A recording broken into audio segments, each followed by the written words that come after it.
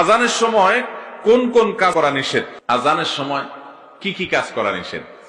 আমরা অনেকে অনেক কাজের কথা বলি, যেমন অনেকে বলে যে আজানের সময় সালাম দেওয়া নিষেধ, আজানের সময় কথা বলা নিষেধ, আজানের সময় অনেকে বলে খাওয়া নিষেধ, অনেকে বলে আজানের সময় মহিলাদের মাথা খালি রাখা নিষেধ, বাড়িতে আছে মাহরামের সামনে আছে তারপর আজান শুরু হলে মাথায় কাপড় দিতে হবে। মূলত আজানের সময় এরকম নিষেধ বলতে কোনো নির্দিষ্ট কাজের কথা কোথাও বলা হয় নাই। আজানের সময় একজন ইমানদারের কাজ হবে আজানের জবাব দেওয়া, মুখে মুয়াজ্জিন যা যা বলবে মুয়াজ্জিনের সাথে সাথে তা তা বলা, সাথে সাথে মানে একটু পর পর আল্লাহু আকবার বললে পরে আল্লাহু আকবার বলা, আশহাদু আল্লা ইলাহা ইল্লাল্লাহ বললে আশহাদু আল্লা ইলাহা ইল্লাল্লাহ বলা, এইভাবে হাইয়া আলাস সালাহ হাইয়া আল ফালাহ সমস্ত লা হাওলা ওয়ালা কুওয়াতা ইল্লা বিল্লাহ বলা, বাকিগুলো যা আছে তা বলা। এটা হলো মুস্তাহাব। যদি আজানের সময় কথা বলতে গেলে জবাব দিতে অসুবিধা হয় তাহলে কথা না বলে জবাব দেওয়াটা উত্তম, বাস এটুকু।